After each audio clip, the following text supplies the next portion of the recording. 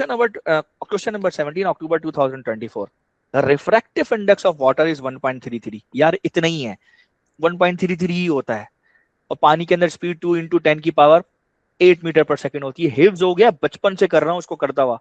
अच्छा, मजे की बात, फिर इसी से मुझे और भी चीजें याद हो गई हैं। ग्लास का रिफ्रैक्टिव इंडेक्स 1.5 के करीब करीब करीब करीब वैल्यू आएगी, देख लेना ये चीज। 1.52, 1.48, 1.46, 1.54, इसके करीब करीब वैल्यू, बीच में एवरेज 1.5 है, इसी करीब करीब ग्लास की आएगी। वो ग्लास ही आपको ऐसा देता है। तो अब इधर देखिए, speed of the light in water, ठीक है, वो कह रहा है refractive index of water 1.33 given है, और speed of light in water is given है कितनी, जो है वो आपको निकालने के लिए कहा है। पहले, सबसे पहले तो फॉर्मूला लिखो यहाँ पे जी बच्चों। फॉर्मूला क्या था, N2/N1 is equal to sine angle, क्या था, कौन बताएगा। थीटा 1 साइन ऊपर क्या है, sine theta, theta 1 over sine theta 2 theta 1 upon sine theta 2 is equal to, जी इधर क्या आएगा, speed of light over तो स्पीड ऑफ लाइट 1 कौन सी, or v1 upon 1 over v2, 2 और इधर क्या आएगा, लैम्डा λ1/λ। था। math अच्छा ठीक है linear नहीं, ठीक है। तो ये आप लोगों ने अगर लेक्चर देखा है तो आप लोग को सबको आइडिया है कि ये रेशो हमने वहां पर बताया था। अब ये रेशो ध्यान में रखिएगा हर जगह पे, it is just like sine law, sine law की तरह इस्तेमाल करेंगे। कोई दो उठा लेंगे, कभी ये दो उठा लेंगे, कभी ये दो उठा लेंगे, डिपेंड करेगा हमारे पास क्या क्या डाटा गिवन है, क्या रिक्वायर्ड है। अब यहाँ पर इतना बड़ा लगाने की जरूरत मैं नहीं समझता है, टाइम जाया करने वाली बात है। आप मार्क स्कीम भी चेक करेंगे तो मार्क स्कीम में भी उसने यही फॉर्मूला लगाया होगा, n is equal to c upon v. लेकिन मैं कहता हूं, मेरा ये मानना है कि उस्ताद ये हरकत ना की जाए तो ज्यादा अच्छा है, ना की जाए। क्योंकि जब आप ये फॉर्मूला इस्तेमाल करते हैं ना, तो ये हर जगह चल जाना चाहिए। ये फॉर्मूला कहीं कहीं चलेगा, ये फॉर्मूला आपको हर जगह चलेगा, लाइट के हर हर केस में ये फॉर्मूला, ये रेशू चल जाएगा। और मैं इसी रेशू से, इस रेशू से आपको ये भी निकाल के दिखा सकता हूं, अभी दिखा सकता हूं आपको मैं। आप बोलेंगे वाह यार ये वाया है, ठीक है। अब जरा समझिएगा, पहले तो ये समझिए ये क्या है, ये रिफ्रैक्टिव इंडेक्स किसका, वाटर का। ये वाटर का है तो मैं छोटा सा वाटर लिख देता हूं, ठीक है। ये क्या है, ये स्पीड ऑफ लाइट है, किस में, एयर में या वैक्यूम में। इसकी वैल्यू होती है 3 × 10⁸ ठीक है। अच्छा, आ जाइए नीचे। उसके बाद ये क्या है, ये v है। v क्या है, v speed of light in water, dense and medium. अब आप v को एक तरफ कर लें, ठीक है, और आप इसको 3 × 10⁸ को एक तरफ कर लें, ठीक है, और आप कुछ नहीं करें, उसके बाद इस को उठा के इसकी जगह ले आए, v को उधर ले जाएं। सो ये आपका क्या हो जाएगा, रिफ्रैक्टिव इंडेक्स ऑफ वाटर, ठीक है। अब आप यहाँ पर रखिए, नेक्स्ट स्टेप में आइए, नेक्स्ट स्टेप में v रखिए आप, ठीक है, और यहाँ पे 3 × 10⁸ डिवाइडेड बाई 1.33 करें जी। 1.33 कितना होगा, 4/3 होता है मेरे ख्याल में, है 4/33 इज इक्वल टू 1.33 रिकरिंग होता है, ऐसे ही होता है, गलत तो नहीं कह रहा, सही जवाब दे दो भाई। Yes sir. तो मैं इस चालाकी करूंगा, मैं इसकी जगह पे 4/3 लिख दूंगा। आपको कोई परेशानी है तो आप बताइए, सर गलत है, रोक दीजिए आप मुझे। मैं क्यों कर रहा हूँ, मुझे कैलकुलेटर नहीं है, गरीब आदमी हूँ भाई मैं। आप अमीर लोग हैं, महंगे महंगे कैलकुलेटर लेके बैठे हुए हैं, आप लोग करिए, मैं तो मोबाइल से करूंगा, ठीक है। अब आप आइए आगे, तो ये होगा 3 × 10⁸ मल्टीप्लाई बाई 3 ऊपर चला जाएगा, ठीक है, 3 ऊपर चला जाएगा, ये हो जाएगा 3/4, 2.25 × 10⁸ मीटर पर सेकेंड। चलो भाई, मैंने पास कैलकुलेटर नहीं है, मैंने तो ऐसे ही किया, आप लोग कैलकुलेटर के साथ कर रहे हैं, आप लोग पे भरोसा करके जा रहा हूं मैं, ठीक है, चेक कर ले। उसको 1.33 रख के भी कर सकते हैं आप। अच्छा एक और बात, पेपर में कैसे करना है, पेपर में चालाकी मत करना, ये मैं कर रहा हूँ, पेपर में खुदा का वास्ता वो भी बता देता हूँ, वरना करके आएंगे ये अकलमंद। रुक जाइए, 1.33 ही रखिएगा, ये देखिए प्लीज, अपनी कोई चालाकी मत करिएगा, सही है। अब आप बताइए आंसर कितना आ रहा है, 2.25 यही आ रहा है, यस सर। ठीक है। अब अगला सुनो, अब है ना सवाल, अब है 6 मार्कर। ये 6 मार्कर इंतहाई इंपॉर्टेंट है, मैं सबको बता रहा हूँ, सुन लो सारे के सारे। 6 मार्कर है, स्टैटिक क्वेश्चन है, ध्यान देना। अब इसमें किस तरह से आपको क्या होता है, ये इंडिकेटिव कंटेंट है, इसको सब चीज को समझो, ठीक है। इसको इंडिकेटिव कंटेंट, इसको आई आप समझे। A person is swimming under water in a lake, एक झील के अंदर, एक तालाब के अंदर या झील के अंदर, एक लेक के अंदर एक बच्चा जो है वो तैर रहा है। The person looks up towards the surface, ऊपर देख रहा है सरफेस की तरफ। 3 rays of A, B, C light are incidents on the surface of the water as shown। ठीक है, तीन लाइटें, तीन लाइटें, तीन लाइट्स पड़ रही हैं सरफेस के ऊपर वाटर की। सुनना, each ray, each ray changes the direction at the surface. हर रे, सी भी इधर आके जो है वो डायरेक्शन चेंज करेगी, ये भी आके डायरेक्शन चेंज करेगी, ये भी इधर आके डायरेक्शन चेंज करेगी, ठीक है। लाइट फ्रॉम, ठीक है, light from rays A and B reaches the person eyes. A और बी की रेज तो इसकी आंखों पे पहुंच रही है। Most of the light from C does not reach the person eye. जो सी की आई रेज है वो बंदे की आंखों में नहीं पहुंच पा रही, मोस्ट ऑफ द लाइट नहीं पहुंच पा रही। अब वो सवाल क्या कर रहा है, एक्सप्लेन, सवाल पढ़ो, अंग्रेजी पढ़ो। Explain the path of the rays A B C, तीनों के पाथ बताने, एक्सप्लेन करो। आगे सुनो, after each ray changes the direction at the surface of the water, one, अंग्रेजी पढ़ो, after each ray changes the direction, पढ़ो इस चीज को, पढ़ो अंग्रेजी को। वो पूछ रहा है, वो पूछना ये चाह रहा है कि जब वेव अंदर जा रही है तो टोटल इंटरनल रिफ्लेक्शन हो भी रहा है कि नहीं हो रहा। अगर नहीं हो रहा तो एंगल ऑफ इंसिडेंट का क्रिटिकल एंगल से कंपैरिजन करो, अगर हो रहा है तो भी एंगल ऑफ इंसिडेंट का क्रिटिकल एंगल से कंपैरिजन करो। एक नंबर के लिए आप ये बता सकते हो स्पीड ऑफ लाइट जो है वो बाहर कम है, अंदर बाहर ज्यादा है, अंदर कम है। एक नंबर के लिए आप ये बता सकते हो, इससे ज्यादा कुछ भी नहीं, एक नंबर बस। और उसका रीजन बता दो कि डेंसर रीजन की वजह से। बाकी अदरवाइज तो आपको यही बताना है कि किसका क्रिटिकल एंगल से एंगल ज्यादा है, कौन टोटल इंटरनल रिफ्लेक्ट कर रही है, कौन नहीं कर रही है। अब जरा ध्यान देना, ये जो वेव ए है जब इस जगह पर आके स्ट्राइक करेगी, ठीक है, जरा ध्यान दो, उसके बाद यहीं से आ रही है ना वेव ए, वो कह रहा है कि ए वाली इसकी आंखों पे पहुंच रही है। तो भाई जब स्ट्राइक करेगी तो देखो यहाँ पे आपने बनाया नॉर्मल, ठीक है। अब ये जब लेस डेंसर से, ये लेस डेंसर है, ये एंगल ऑफ इंसिडेंट है, इससे जब ये डेंसर की तरफ जाएगी तो ये बैंड करेगी नॉर्मल की तरफ, ऐसे बैंड करेगी, ठीक है। ये बैंड करेगी तो इस बंदे की आंखों में लाइट जाएगी। समझ में आ रही बात या नहीं आ रही है? Yes sir. तो इसकी इसको पहुंच सकती है। नंबर 2, ये रे ए यहाँ से आएगी तो यहाँ पर एक नॉर्मल बनाओ। जब यहाँ नॉर्मल बनाओगे तो ये गौर से देखो, ये टोटल इंटरनल रिफ्लेक्शन होगा। अच्छा उधर क्या हुआ था पहले इधर समझ लो, पहले इधर भी समझा देता हूँ। इधर आपने ये डॉटेड लाइन बनाई, ध्यान देना। अब ये ले रे जो है, ठीक है,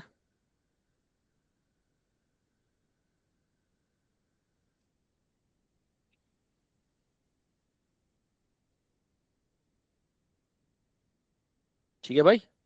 अब सोचो, वो कह रहे हैं ए और बी उसकी आंखों में पहुंच रही हैं, क्यों पहुंच रही हैं? उनकी खाला रहती है इधर, यहां से पहुंच, नहीं, रीजन है। रीजन क्या है कि जो एंगल ऑफ इंसिडेंट है, एंगल ऑफ इंसिडेंट ये क्रिटिकल एंगल से लेस देन है, तभी तो ये रे बैंड हो रही है। अदरवाइज लाइट इधर से रिफ्लेक्ट करके वापस चली जाती सरफेस से। हालांकि हमारा क्रिटिकल एंगल हमेशा डेंसर मीडियम में होता है। तो लाइट यहां से बैंड हो रही है, इसका मतलब है कि angle of incident critical angle से कम है, तभी तो ये रिफ्लेक्ट कर रही है, अंदर जा रही है। इस वाले पर आओ, इस वाले पर आओ, इधर इधर नॉर्मल बनाओ एक, ये सिर्फ समझाने के लिए कर रहा हूँ, उसने बोला नहीं है कुछ करने के लिए। इधर आओ। अब जब आप इधर आओगे तो अल्लाह के वली यहां से इसकी आंखों में लाइट जानी है, कैसे जाएगी? मैक्सिमम ए और बी जा रहा है, तो कैसे जाएगी भाई? ये ऐसे जाएगी, यूं रिफ्लेक्ट करके जाएगी सेम एंगल पे, जाएगी कि नहीं जाएगी? इसका, और ये जो एंगल यहां से होगा वही एंगल, इसका मतलब ये टोटल इंटरनल रिफ्लेक्शन है, और कोई रास्ता ही नहीं जाने का। अगर ये टोटल इंटरनल रिफ्लेक्शन नहीं करेगी तो ये बाहर निकल जाएगी, बाहर निकल के यूं जाएगी, इसकी आंखों में तो नहीं आएगी। जबकि ये कह रहा है कि ए और बी वाली लाइट तो पहुंच रही है इसकी आंखों में। इसका मतलब है कि रे बी के लिए आपके पास रे बी के लिए आपके पास है कि angle of incident is greater than critical angle, यानी TIR हो रहा है, टोटल इंटरनल रिफ्लेक्शन हो रहा है। समझो, वो कह रहा है कि ये सी के लिए कहानी क्या है कि भाई इधर देखो, अब सी की रे जब यूं पहुंच रही है तो यहां आप लगाओ, एक नॉर्मल बनाओ, ठीक है। अब ये सी की रे उसकी आंखों पे नहीं जा रही, तो कहाँ जा रही है, बाहर, तो बाहर यूं जा रही होगी ऐसे कहीं, ठीक है। तो सवाल है कि बाहर क्यों जा रही हो, बाहर यूं जा रही होगी, कहीं ऐसे बैंड हो रही होगी, यूं बैंड हो रही होगी, ठीक है। और पार्शियली ये लाइट स्लाइटली स्लाइटली रिफ्लेक्ट कर रही होगी इसकी आंखों में, पार्शियली बहुत थोड़ी सी रिफ्लेक्ट कर रही होगी। तो मेजर मेजर पार्ट तो बाहर जा रहा है ना यार, क्यों, क्योंकि यहां पर ये है एंगल ऑफ इंसिडेंट, तो ये angle of incident must be less than critical angle, तभी लाइट जो है वो रिफ्रैक्ट करके बाहर निकल रही है। समझ आया आपको एक एक पॉइंट? लिखते हैं आप ये 6 नंबर का सवाल अपनी तरफ से। आपको तीनों बातें समझ में आई, तो सबसे पहले तो रिफ्रैक्शन पे एक पॉइंट लेना है आपको। सबसे पहले पूरा आपने structured analysis, logically structured question चलना है। सबसे पहले तो रिफ्रैक्शन बताओ 1 नंबर के लिए क्यों होती है। मीडियम चेंज होता है, डेंसिटी चेंज होने की वजह से स्पीड चेंज होती है, कहानी खत्म। इसके बाद बाकी के 5 नंबर इंडिकेटिव कंटेंट पे आपने लेने कैसे हैं वो समझाया अभी मैंने बैठ के। इन सारी चीजों को अंग्रेजी में लिखना है कि कहाँ क्रिटिकल एंगल से ज्यादा है, कहाँ क्रिटिकल एंगल से कम है, कहाँ TIR हो रहा है, कहाँ नहीं हो रहा है, क्यों उसकी लाइट में 2 रेज जा रही है, एक पार्शियली जा रही है, क्यों। इन तीनों के पीछे के रीजन टोटल इंटरनल रिफ्लेक्शन के टर्म्स में, क्रिटिकल एंगल के टर्म्स में और इंसिडेंट एंगल के इन्हीं टर्म्स में घुमा फिरा के आपने लिख रहा है, और कुछ नहीं, मिल जाएगा आपको नंबर, मिल जाएगा। आप चाहते हैं मैं आपको इसकी मार्क स्कीम दिखाऊं? 1 मिनट रुक जाइए, पेज नंबर नोट कर लीजिएगा, 171 है।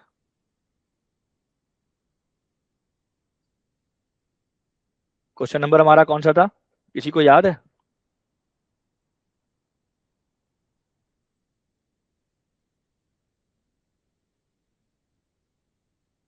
जी ये है क्वेश्चन, पढ़ लीजिए अंग्रेजी, पढ़िए। Speed of light is less in water, आगे ये एक इंडिकेटिव कंटेंट वन IC1 है। So ray A reflects towards normal and it is incident on the person eye. The angle of incident of ray B at water surface is greater than critical angle. That's why total internal reflection हो रही है। The angle of incident of the ray at the water surface is less than the, जो बातें बोल रहा हूँ exactly वैसे ही आ रही है, पढ़ो तो सही। So most light of the ray is transmitted, refracted into the air, so it is not incident on the person's eye. बोलो, जवाब दो, यही लिखा है कि नहीं? आओ लिख लेते हैं, आई सबके समझ, आओ लिख लेते हैं इसको, ठीक है। कह रहे हैं नहीं, ये नहीं था हमारा क्वेश्चन, ठीक है। ये 6 मार्कर है हमारे पास, लेट्स टॉक अबाउट इट, ठीक है। अब सबसे पहले तो हमने क्या लिखना पड़ेगा भाई, सबसे पहले तो हमने लिखना पड़ेगा कि speed of the light is less in water, ठीक है। लिखेंगे here the speed of light, speed of the light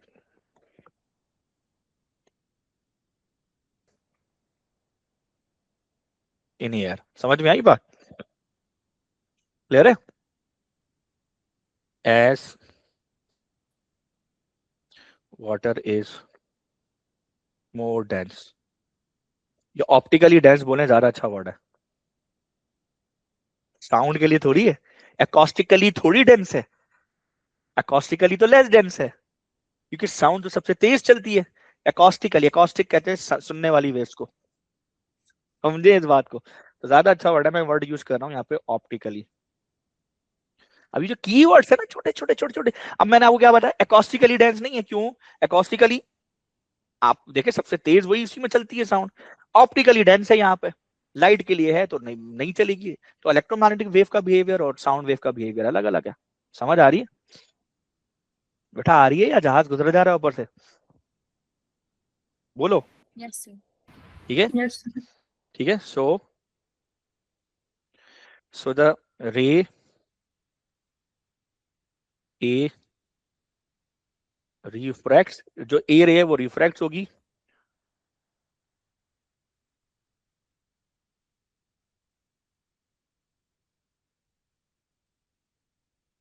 normal की तरफ।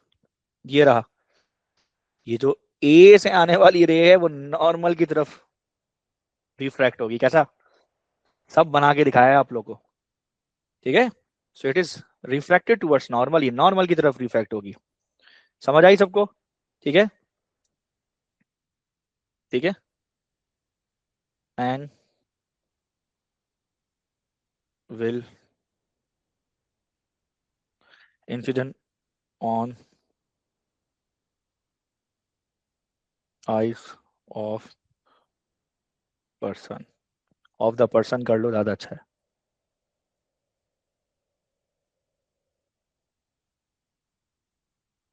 ठीक है, 2 पॉइंट्स मिल गए। अब ए की बात कर ली, ना बी की बात करो। Let's talk about B. B पे क्या हो रहा है? बी पे हो रहा है टोटल इंटरनल रिफ्लेक्शन। बताओ क्या रीजन है, क्यों हो रहा है? जी, क्या बोलोगे बी पे? द एंगल ऑफ इंसिडेंट, जरूरत नहीं है। The angle of incident at for B of B is greater than critical angle,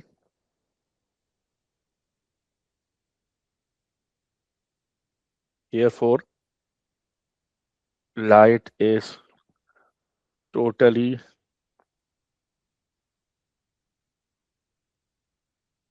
internally reflected in the same medium। की पॉइंट क्या है, कौन बताएगा? की वर्ड क्या है, की सेंटेंस क्या है? टोटल इंटरनल रिफ्लेक्शन और एंगल ऑफ इंसिडेंट और क्रिटिकल, ये एक दो तीन ये मिलके ये की सेंटेंस बनाएंगे। समझ में आई? ये तीन बातें, ध्यान देना, ये ऐसे मिलेंगे मार्क्स। ठीक है, आगे बढ़े, क्लियर हो गई? अब इसमें क्या क्या है? Okay. अब इसमें इसमें 2 नंबर मिल रहे हैं आपको। पहला तो ये कि angle of incident of B is greater than critical angle, एक नंबर तो आपको इधर मिल रहा है, ठीक है। और दूसरा नंबर आपको मिल रहा है टी आई आर के ऊपर। कितने हो गए? 1, 2, 3, 4, 4 नंबर अब तक हो गए, IC1 से IC4 तक। ठीक है, ये इंडिकेटिव कंटेंट्स कहलाते हैं, बार बार बता रहा हूं आपको। ठीक है, अब now let's talk about C. सी पे बात करो। सी पे क्या बात करेंगे भाई? जी, अब सी का क्या था? सी का है, ये रही। सी के अंदर जो एंगल ऑफ इंसिडेंट है ये वाला, that is less than critical angle, इसलिए लाइट रिफ्लेक्ट करेगी और हो सकता है थोड़ी थोड़ी पार्शियली रिफ्लेक्ट करके उसकी आंखों में भी आए। ठीक है, तो इधर आ जाइए। अब आप इधर लिखेंगे क्या? जी,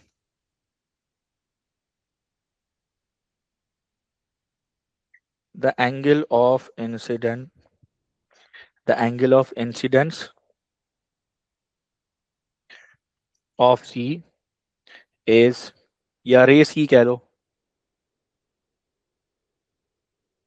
is less than critical angle. ठीक है, एक तो ये हो गया। अब इसी का अगला पॉइंट, इसी का बिल्कुल वेरी नेक्स्ट। ठीक है, सो अब ये हमने वो बताया, क्या नाम है, वो रीजन बताया, अब उसको रीजन को एक्सप्लेन कर रहे हैं, उसके कॉन्सिक्वेंस बता रहा हूं। सो अब क्या होगा? So most of the light, क्या करेगी मोस्ट ऑफ द लाइट? ठीक है, लाइट रे सी is transmitted,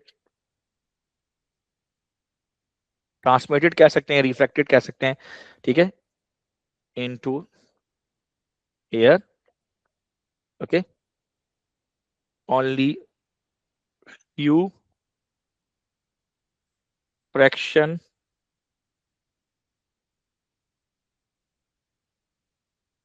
of the ray C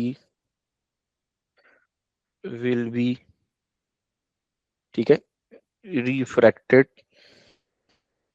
to human आई। आप चाहें तो ये लिखें, चाहे तो ये ना लिखें, इट्स अप टू यू।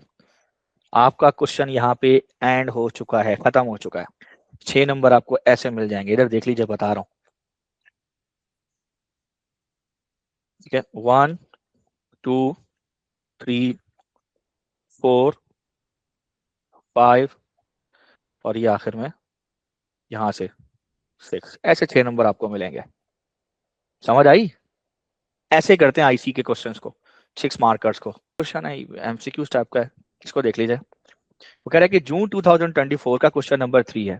ठीक है, वो कह रहा है कि द डायग्राम शोज अ रे of light incident at a boundary between oil and water, the refractive index of water is 1.33। बहुत कम फर्क होता है वाटर और ऑयल के रिफ्रैक्टिव इंडेक्स में। Which of the following expression give the refractive index of the oil. Oil का refractive index निकालना है, डायरेक्ट भी आप कर सकते हैं। ठीक है, और डायरेक्ट निकाल भी सकते हैं हम, डायरेक्ट वो फार्मूला निकाले बगैर भी हम कर सकते हैं। तो इसका तरीका ये है कि ये n2/n1 कर लीजिए। तो वो कह रहा है which of the following give the refractive index of oil. So oil के रिफ्रैक्टिव इंडेक्स को आप कर लीजिए n1, इसको कर दीजिए n2।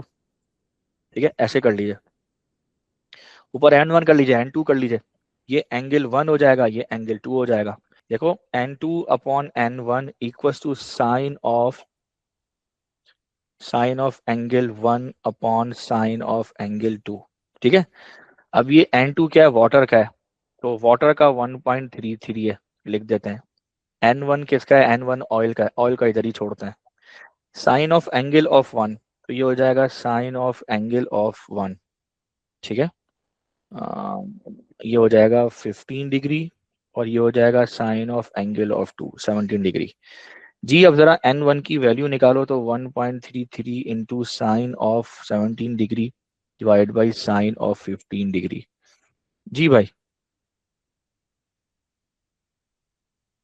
बी करेक्ट आंसर आ रहा है, अब सही है। 2024, इट्स जून 2024, क्वेश्चन नंबर 18। ठीक है, a camera includes a 5-sided glass prism. ठीक है, जस्ट लाइक अ पेंटागन, पेंटागन की तरह है वैसे। उस पे तो 4 साइडेड इक्वल होती हैं, और उसमें एंगल भी हो रहा है, एंगल भी उसके जो है वो इक्वल होते हैं, बट ये भी पेंटागन ही है, जाहिर है।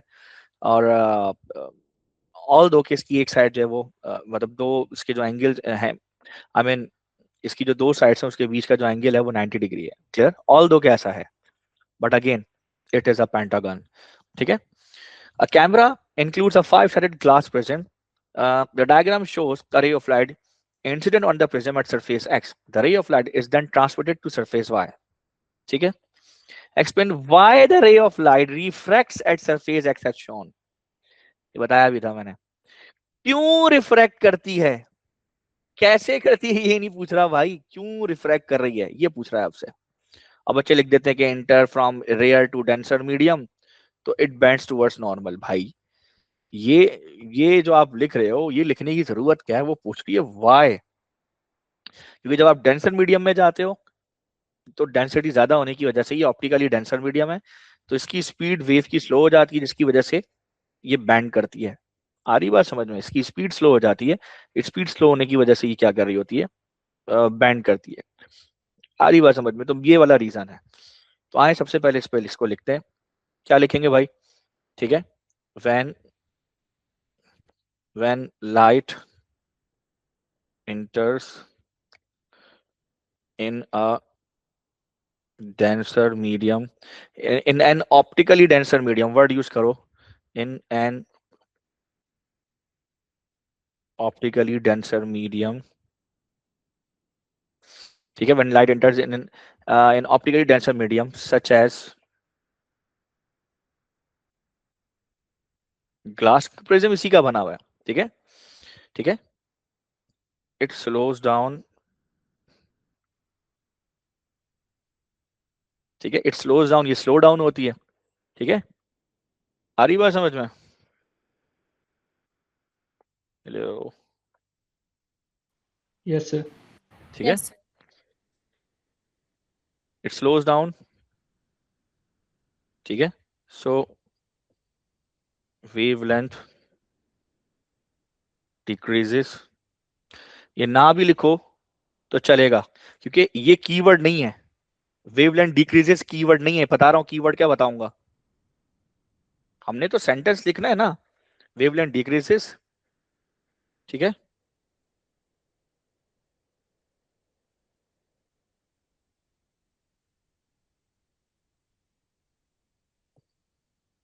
It changes its path called refraction.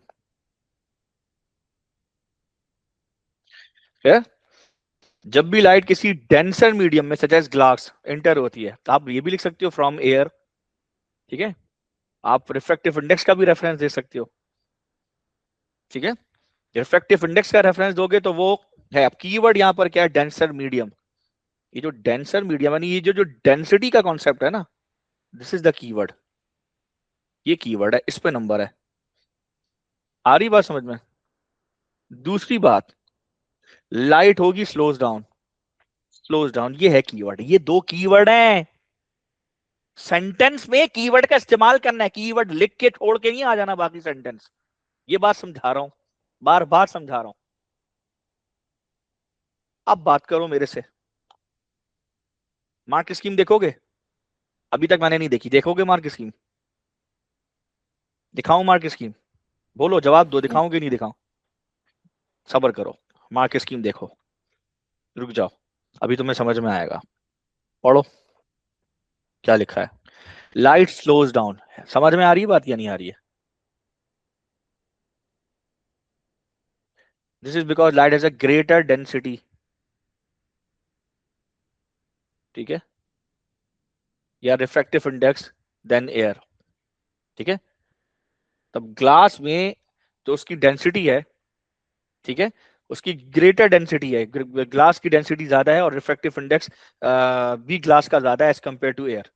हाँ, आप ये वाला कीवर्ड भी इस्तेमाल कर सकते हो, रिफ्रैक्टिव इंडेक्स वाला। You can also use this keyword as well. समझ में आ रही है आप? You can also use keyword as, ये भी आप यूज कर सकते हो। Sir, why did you use wavelength कौन सा, कहाँ? in your answer?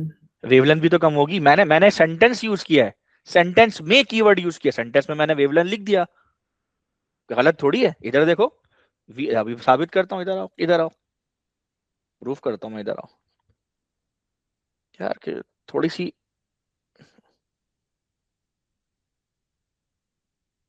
ठीक है, इधर आओ। कहाँ है हम लोग? इधर आओ भाई। v is equal to f lambda होता है। जब आप डेंसर मीडियम में जा रहे हो, आपकी स्पीड स्लो हो रही है, तो बैलेंस करने के लिए इक्वेशन को, यहाँ पे राइट साइड पे वेवलेंथ भी तो कम होगी, फ्रीक्वेंसी तो चेंज नहीं होती है, तो अनचेंज होती है। कि जब आप स्पीड स्लो करोगे तो वेवलेंथ भी तो स्लो डाउन होगी, होगी कि नहीं होगी? मतलब वेवलेंथ भी तो कम होगी। सही तो लिखा है कि स्पीड स्लो, ये स्लो हो रही है तो वेवलेंथ भी डिक्रीज हो रही है। आ रही बात समझ में? Yes, sir. अब आप यहाँ पे एक सेंटेंस का इजाफा और भी कर सकते हो। You can also add a sentence. आप चाहो, आप वेवलेंथ नहीं लिखना चाह रहे, मत लिखो। If you don't want to write the wavelength, नहीं लिखो, लेकिन वेवलेंथ भी लिख सकते हो, क्योंकि सेंटेंस है, सेंटेंस में कीवर्ड, वो कीवर्ड पिक करेगा आपका, कीवर्ड सही होना चाहिए आपका, ठीक है। It's called refraction. आप ये भी लिख सकते हो कि अनदर रीजन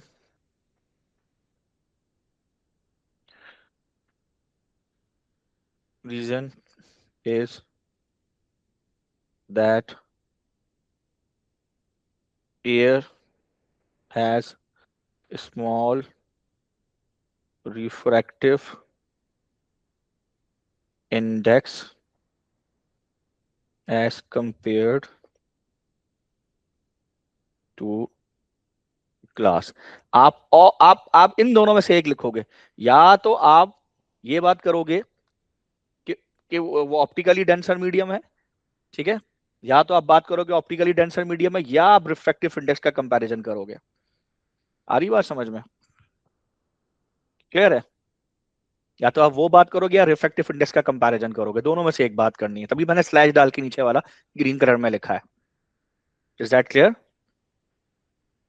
समझ आ रही नहीं आ रही है? Yes. क्या या तो वो डेंसर मीडियम वाली बात करोगे, या फिर नीचे स्लैश डाल के another reason is that the air has small refractive index as compare to glass. जब आप स्मॉल रिफ्रैक्टिव इंडेक्स वाले मीडियम से ग्रेटर रिफ्रैक्टिव इंडेक्स वाले मीडियम में जाते तो यू बेंड टुवर्ड्स नॉर्मल। ठीक है, I mean the light is bend towards normal. Clear है, ये बात याद रखिएगा। और अगर ज्यादा रिफ्रैक्टिव इंडेक्स वाले से कम रिफ्रैक्टिव इंडेक्स वाले मीडियम में आते तो bend away from the normal, bending होती है। ठीक है, रिफ्रैक्टिव इंडेक्स के चेंज होने से। बेसिकली रिफ्रैक्टिव इंडेक्स का चेंज होना डेंसिटी के चेंज होने को ही शो कर रहा होता है।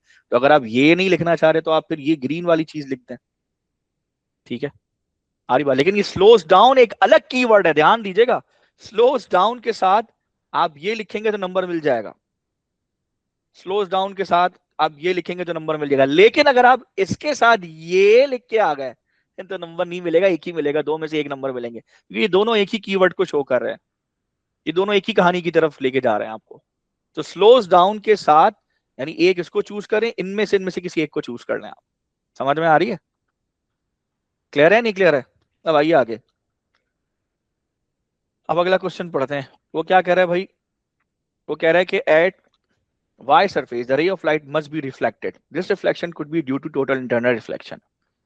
वो कह रहा है कि y पर टोटल इंटरनल रिफ्लेक्शन होगा यहाँ पे। अच्छा चले मैं d रख के बना देता हूँ, प्रॉपर काम कर देते हैं। ठीक है, वो भी ताकि आप लोग को समझ में आ जाए।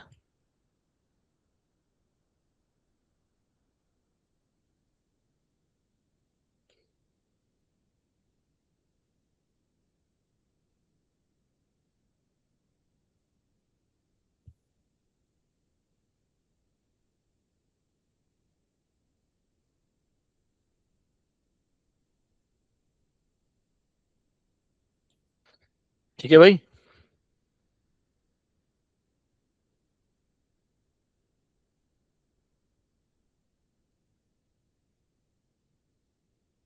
अब यहां पर ही बना हुआ है। ठीक है, आप देखो ये 53 डिग्री कह रहा है। सो अब जाहिर सी बात है वो कह रहा है 53 डिग्री, लेकिन हमारा 53 डिग्री आएगा नहीं क्योंकि ये टू द स्केल डायग्राम है नहीं। आ रही बस मुझे, हमें जरूरत भी नहीं उसकी टू द स्केल डायग्राम की तरफ जाने की। लेकिन मैं समझा रहा हूँ, अगर टू द स्केल डायग्राम हो तो आप यहाँ से लेकर यहाँ तक इसको बना सकते हो, ड्रॉ कर सकते हो। ठीक है, anyways to the scale diagram नहीं है, मैंने कोशिश की देखने की, लेकिन टू द स्केल नहीं है 53 डिग्री। अगर ये 53 डिग्री है तो आप एक चीज गौर करो। ठीक है, ये उसका नॉर्मल है और नॉर्मल से जो एंगल बनता है, ठीक है, आपको पता है कि ये क्या है, ये नॉर्मल है। और ये जो नॉर्मल से एंगल बनेगा वो 90 माइनस 53 कितना होगा बेटा? 37 degree. So 37 degree will be your angle of incident. अगर टोटल इंटरनल रिफ्लेक्शन होना है तो ये 37 डिग्री का जो एंगल है that must be less than critical angle. ये क्रिटिकल एंगल से कम होना चाहिए। Is that clear? ठीक है, आओ जरा देखते हैं अब वो क्या क्वेश्चन कर रहा है। At surface y the ray of light must be reflected. This reflection could be due to the total internal reflection. ठीक है, if the ray of light is not totally internally reflected, the light can be made to reflect by applying the layer of silver to the surface y. ठीक है, वो कह रहा है कि अगर इस सरफेस पर लाइट टोटल इंटरनल रिफ्लेक्शन नहीं करेगी तो हमें इस सरफेस पर एक सिल्वर का फॉइल लगा के या सिल्वर की लेयर लगा के लाइट को यहां से रिफ्लेक्ट करना पड़ेगा। ठीक है, just like silvering of mirror, एक फिनोमेना होता है जिससे आईना बनाया जाता है, मिरर बनाया जाता है, सिल्वरिंग ऑफ मिरर कहते हैं उसको। ठीक है ना, मेरा ख्याल में ये उसकी तरफ इशारा कर रहा है जहां तक मेरी नॉलेज है। और ये बताना ही चाह रहा है कि हम इस तरह सिल्वर की एक लेयर लगाकर उसको रिफ्लेक्ट करवाएंगे अगर ये रिफ्लेक्शन नहीं होगी टोटल इंटरनल।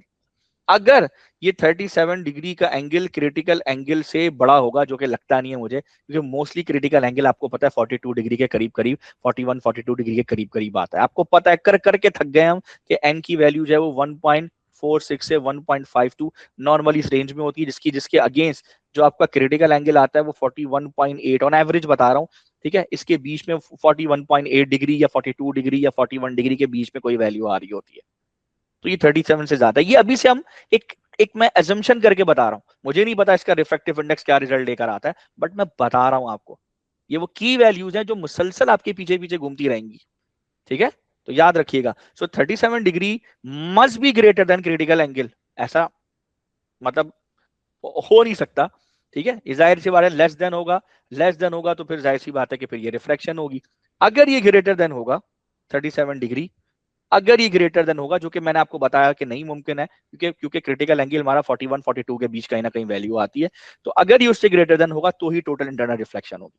अब सवाल है अगर नहीं हुआ, फिर अगर ये 37 डिग्री क्रिटिकल एंगल से कम है, फिर क्रिटिकल एंगल से अगर कम है फिर क्या होगा, तो फिर ये लाइट बाहर निकलेगी ऐसे, और इसको रोकने के लिए इधर लेयर लगानी पड़ेगी हमें सिल्वर की, ताकि ये रिफ्लेक्ट कर जाए अंदर। ये है कहानी, ये है सवाल।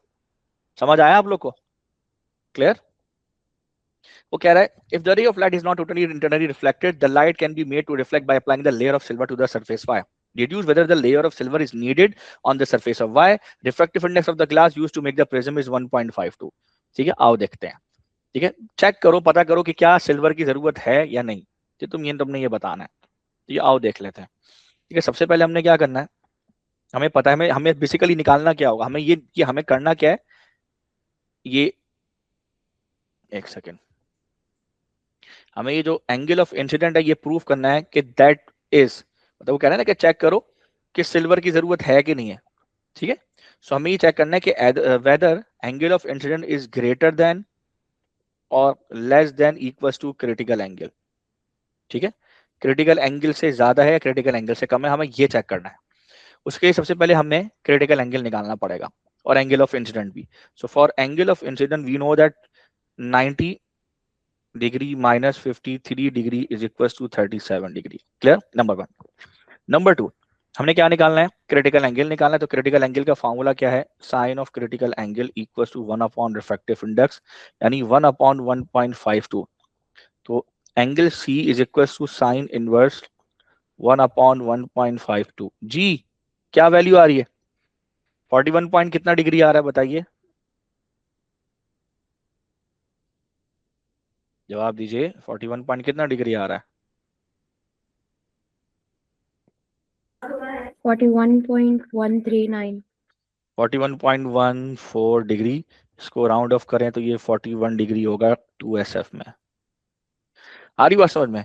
सो ये here you have the 37 degree which is angle of incident is less than critical angle. ठीक है, यानी कि 41 डिग्री। सो लाइट रिफ्रैक्ट करेगी, बाहर निकलेगी। सो आपको क्या निकालना है, जरूरत पड़ेगी इस चीज की, उसने क्या कि deduce whether silver is needed.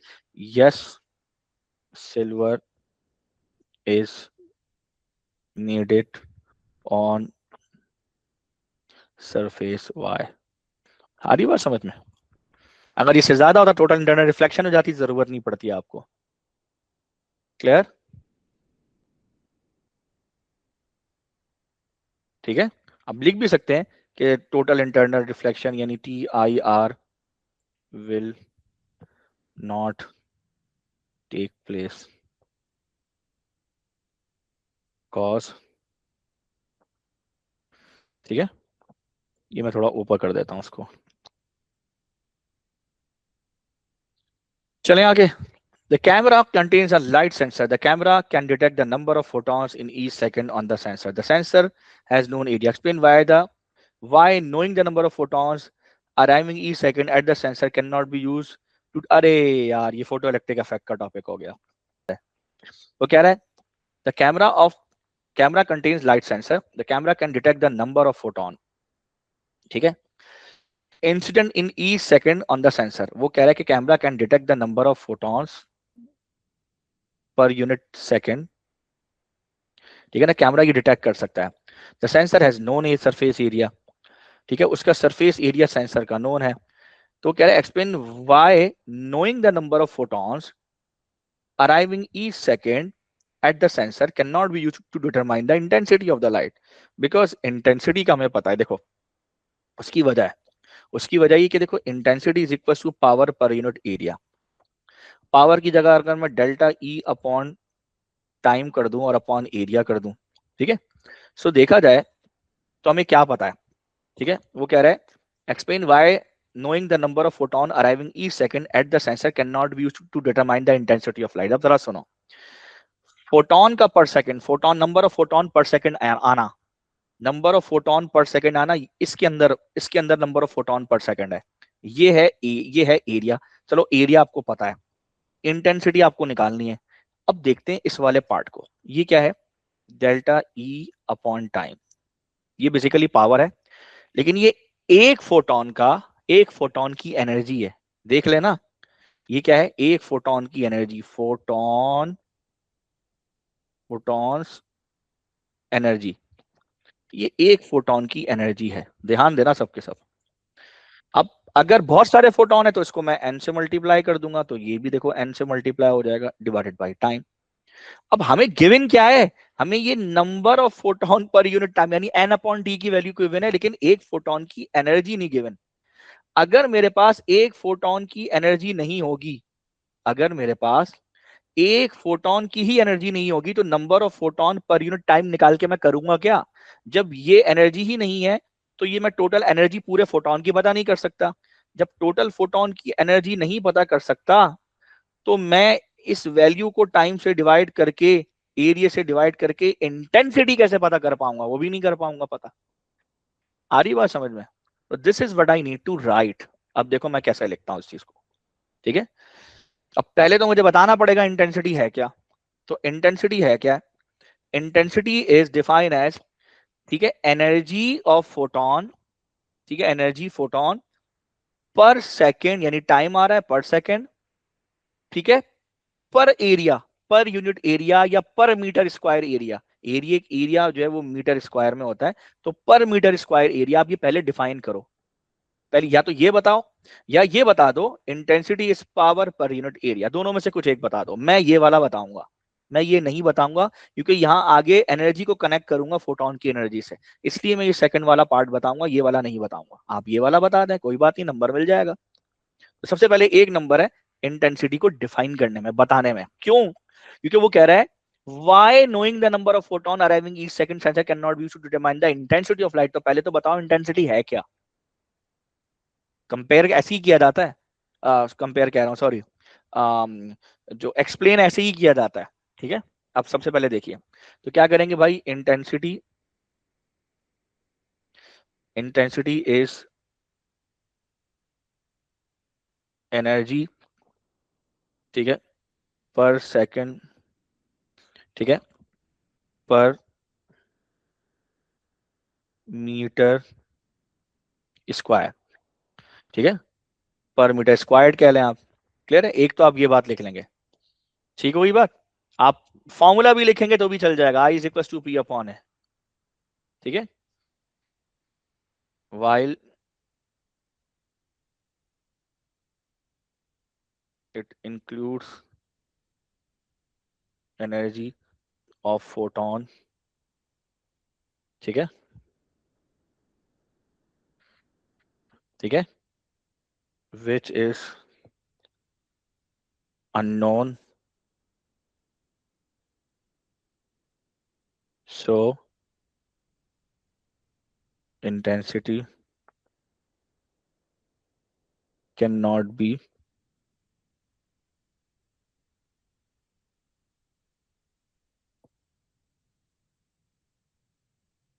determined। is that clear? अब इस पे कीवर्ड्स क्या होंगे? पहले तो वो इंटेंसिटी की डेफिनेशन, ये पूरा की सेंटेंस है, आ रही बात समझ में। और energy of photon is missing,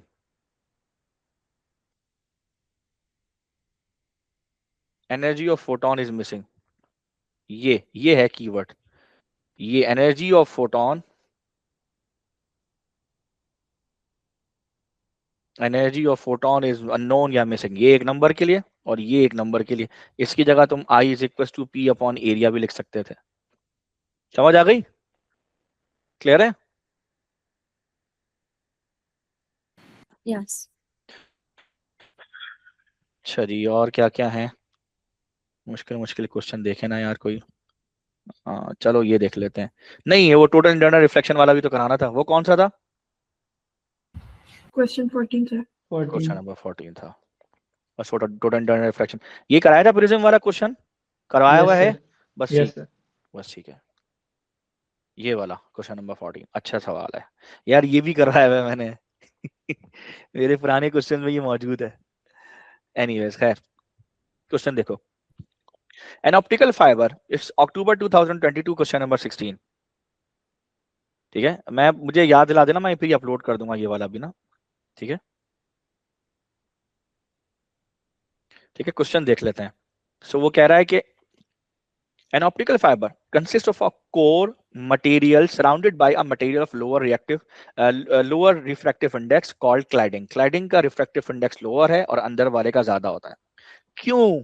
जब आप डेंसर से लेस डेंसर में जाते हैं ना, ध्यान देना, जब आप डेंसर मीडियम से लेस डेंसर में जाते हैं, तो अगर मैं यहाँ नॉर्मल बनाऊं, ठीक है, फर्ज करें मैंने नॉर्मल बना दिया, अब आप लेस डेंसर मीडियम में जाएंगे तो लाइट सीधी नहीं निकलेगी, लाइट बैंड होगी अवे फ्रॉम नॉर्मल, नॉर्मल से अवे हो जाएगी, हो सकता है उसी सेम मीडियम में रिफ्लेक्ट कर जाए, लाइट नॉर्मल से अवे बैंड होगी.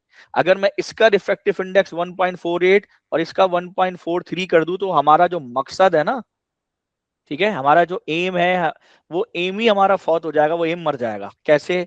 हमारा क्या एम है कि लाइट को अंदर रखना, टोटल इंटरनल रिफ्लेक्ट करवाना, लाइट को बाहर नहीं भेजना. ठीक है, आ रही बात समझ में? लाइट को या वेव को अंदर रखना. तो अगर हम ये बाहर वाला डेंसर और अंदर वाला लेस डेंसर जो है वो मीडियम रखते हैं, या क्लैडिंग का रिफ्रैक्टिव इंडेक्स ज्यादा, कोर का कम रखते हैं,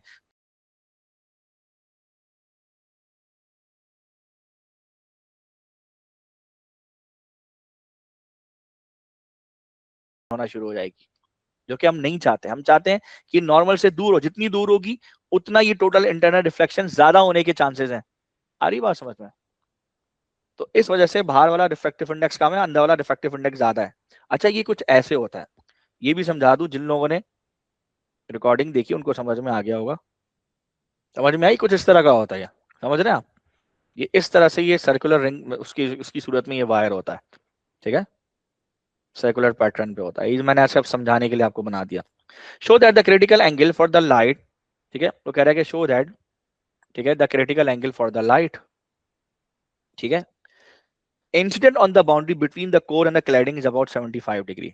अच्छा, तो कोर एंड क्लैडिंग की बाउंड्री पर इधर 75 डिग्री है, ये है क्रिटिकल एंगल. अच्छा जी,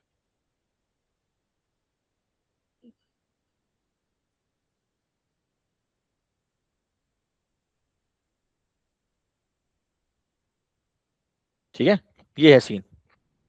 ठीक है, अब वो कह रहा है कि ये जो क्रिटिकल एंगल कहाँ बनता है? हमेशा डेंसर मीडियम में. ये अंदर वाला कोर डेंसर है, तो ये क्रिटिकल एंगल है, वो इस एंगल के बनने की बात कर रहा है कि दिस एंगल जो है वो क्रिटिकल एंगल, ये 75 है, ये प्रूफ कर आइए. तो सबसे पहले हमारे पास क्या हुआ, हमारे पास जो वैल्यूज है उससे हम निकालने की कोशिश करते हैं. देखिए हमारे पास फॉर्मूला क्या है, 75 डिग्री हमने प्रूफ करना है. ठीक है, देखिए अब क्रिटिकल एंगल तब होता है कि जब एंगल ऑफ रिफ्रैक्शन इसका 90 डिग्री हो जाए, यानी लाइट जो है वो सीधी ना जाए, लाइट सीधी ना जाए, लाइट बैंड करके 90 डिग्री पे जा रही हो. तो इस वक्त जो आपका, ठीक है, इस वक्त ये जो एंगल ऑफ रिफ्रैक्शन है दैट इज 90 डिग्री. अच्छा, अब एक काम करते हैं, ठीक है, समझने वाली बात है. इसको इसको हम n1 कर देते हैं, इसको हम n2 कर देते हैं. ये एंगल 2 है जो कि 90 डिग्री है, और ये एंगल 1 है जो कि 75 डिग्री प्रूफ करना है हमने. सो आइए फॉर्मूला लगाएंगे, क्या? n2 upon n1 equals to क्या था भाई, कौन बताएगा? Sine of angle 1 upon sine of angle 2. जी बच्चों, क्या था? यही था जी, into v1 upon v2 equals to lambda 1 upon lambda 2. यही रेशो था, चेक कर लीजिए कुछ गलत तो नहीं है. यस सर, यही था. यही था रेशो.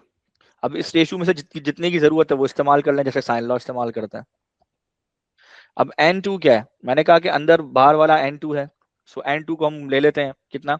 n2 को 1.43, n1 1.48, sine of angle of, मतलब एंगल 1 ये निकालना है, ठीक है, और साइन ऑफ एंगल 2 ये 90 डिग्री है.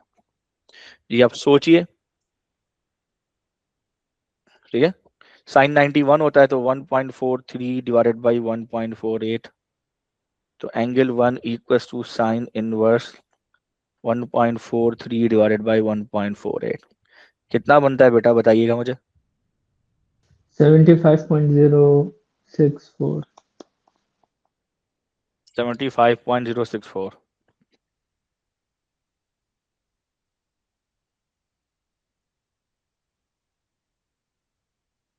तो 75 डिग्री 2SF में, समझ आ रही है? Next question, next part. Explain what will happen to the ray of light after it meets the boundary between the core and cladding. The diagram is drawn to scale and you should use a measurement taken from the diagram. ठीक है, वो कह रहा है कि अब इसके बाद होगा क्या, अब चेक करते हैं। ये उसने जो बनाया है वो 2D स्केल डायग्राम बनाई है। अच्छा जी, तब देख लेते हैं। ये 75 डिग्री है और 75 डिग्री तो लाइट जो है वो जाहिर सी बात है टोटल इंटरनल रिफ्लेक्ट करेगी। ये तो हमने खैर अपनी तरफ से एजम्पशन की थी, तो लाइट टोटल इंटरनल रिफ्लेक्ट करेगी। अब 75 डिग्री पे आई तो 75 डिग्री पे जाएगी। ठीक है, तो आइए जरा इसको देख लेते हैं। ठीक है, ये चीज है।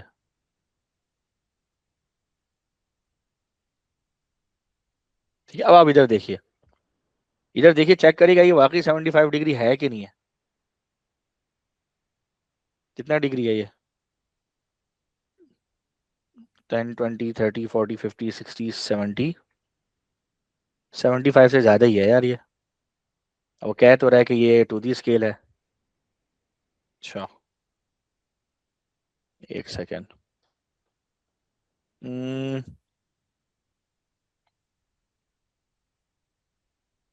देख लेते हैं उसको कितना एंगल इसका बना है। एनीवेज, ये हमारे पास तकरीबन, अच्छा नहीं वो तो क्रिटिकल एंगल, ओहो वो तो ये बता रहा है ना। ठीक है ठीक है ठीक है ठीक है, ओके फाइन। ये एंगल कितना है हमारे पास? 10 20 30 40 50 60 70 75 76 77 78 79 और 80। 79 और 80 के दरमियान है, तो हम 80 कर लेते हैं। चलें, पूरा 80 भी नहीं है ना, प्रॉब्लम ये है। चले हम 80 कर लेते हैं इसको। ठीक है, ये एंगल हमारा 80 डिग्री है। ठीक है, अगर ये 80 डिग्री है तो उधर से भी 80 डिग्री होना चाहिए भाई। तो आओ जरा इसके साथ भी खेलते हैं। तो यहाँ से देखो ना, 10 20 30 40 50 60 70 और ये 80।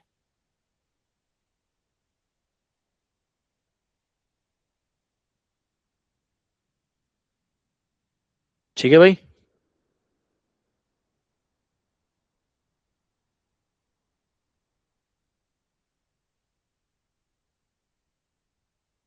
समझ गए आप लोग? सबके सब ये हमने ड्रॉ कर दिया। So total internal reflection will be observe. ठीक है, तो यहाँ पर भी ये इतना ही डिग्री का होगा।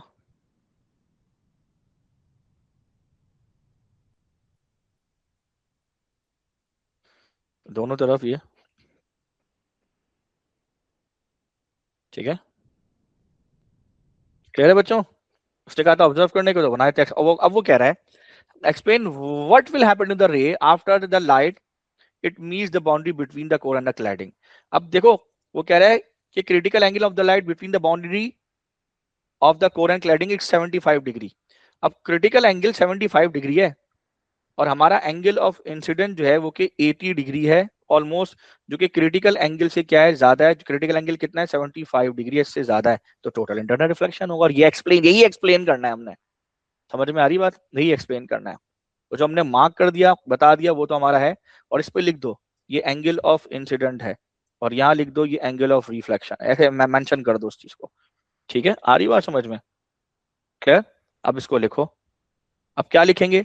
हमने डायग्राम भी बना दी, उस पर भी हमारा हो गया। अब हमने क्या लिखना है? अब हमने बताना है, एक तो एंगल बताने पे नंबर है 80 डिग्री का, और वो क्रिटिकल एंगल से ज्यादा है, इस पे एक नंबर है, और टोटल इंटरनल रिफ्लेक्शन होगा, इस पे एक नंबर है। तो 3 नंबर ऐसे डिवाइड होंगे। ध्यान से समझ लो सबके सब, 3 नंबर की डिवीजन। पहला है एज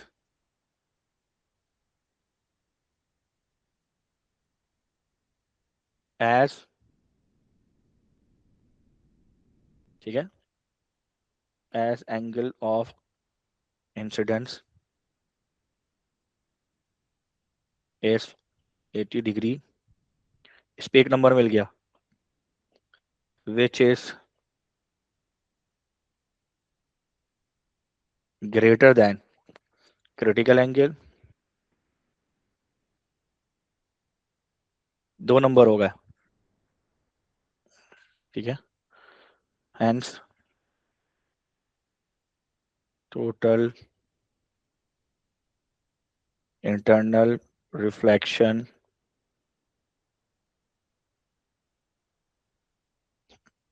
will be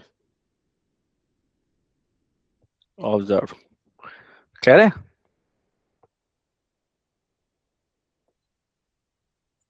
समझे नहीं समझे बचा? समझ आया कि सेंटेंस एंगल ऑफ इंसिडेंस के बारे में बताना 1 नंबर इस पे मिलेगा, एंगल ऑफ इंसिडेंट के बारे में बताना 1 नंबर इधर मिलेगा, ठीक है? वो angle greater than critical angle है, इस पे 1 नंबर मिलेगा। टोटल इंटरनल रिफ्लेक्शन हो रहा है, इस पे 1 नंबर मिलेगा। समझ गए आप? मार्क कर रहा हूं, एक एक को अंडरलाइन कर रहा हूं, कीवर्ड्स देख लो, की सेंटेंसेस देख लो। अगला, the path of the another ray of light through the core of the optical fibre is shown. सीधी जा रही है। Calculate the time taken for the light to travel in a straight line along 70 kilometre of its optical fibre. पहले समझो, सबसे पहले अंदर की डेंसर मीडियम की स्पीड निकालो। वो कैसे निकालोगे? तो पहले तो डेंसर मीडियम से लाइट पास हो रही है, उसकी स्पीड निकालो। तो हमें पता है उसका फॉर्मूला होता है n is equal to c upon v. Shortcut में बता रहा हूँ। तो यहाँ से सबसे पहले आप v की वैल्यू को निकालो, ठीक है?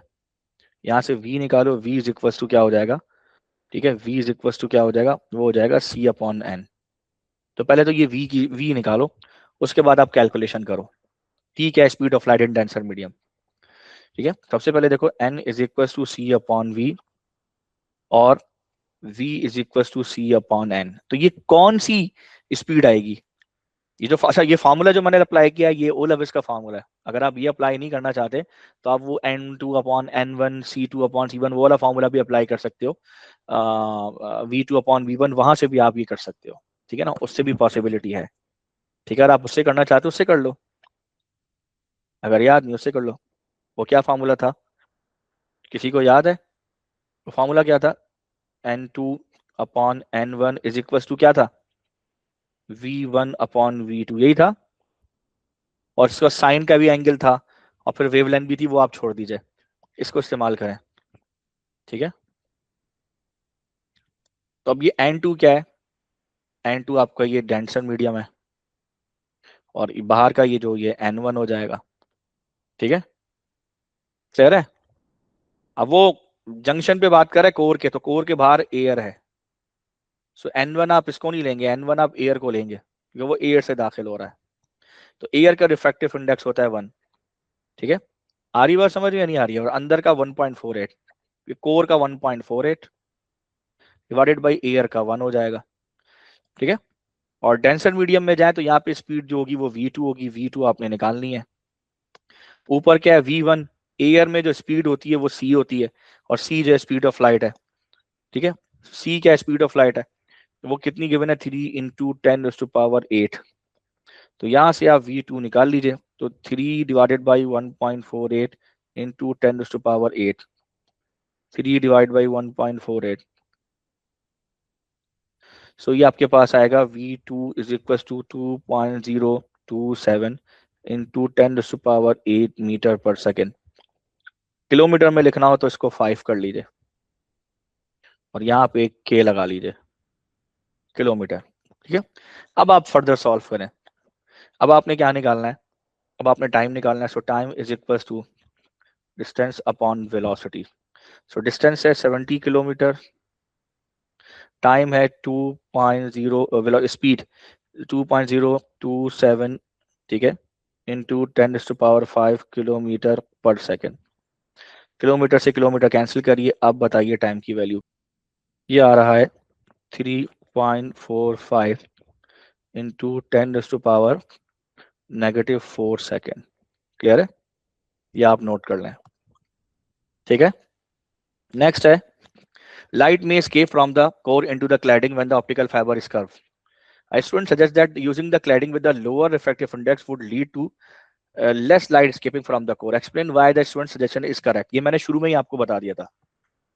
बाहर का क्लैडिंग का जितना लोअर इंटरनल जितना उसकी n की वैल्यू कम होगी, जितना दोनों में n का डिफरेंस होगा, रिफ्रैक्टिव इंडेक्स का डिफरेंस होगा, लाइट सीधे जाते जाते उतना बैंड होगी, जितना बैंड होगी नॉर्मल से दूर जाएगी, नॉर्मल से दूर जाएगी, उतना चांसेस है टोटल इंटरनल रिफ्लेक्शन के बढ़ने के। ये बात बता चुका हूँ, सो इसको लिख लेते हैं सबसे पहले, ठीक है, आ रही बात समझ में। तो यहाँ पे हम लिखेंगे लोअर रिफ्रैक्टिव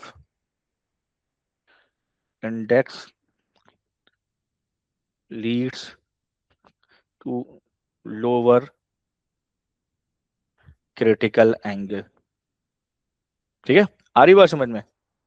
सो लोअर क्रिटिकल एंगल है और लाइट जो है वो ज्यादा रिफ्लेक्ट होगी, which leads to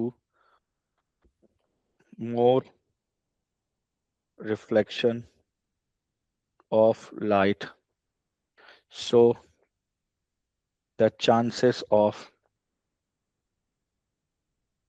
total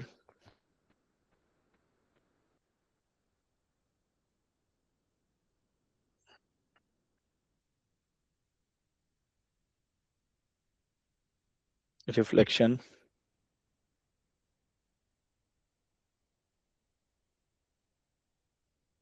will be increased। समझ आई?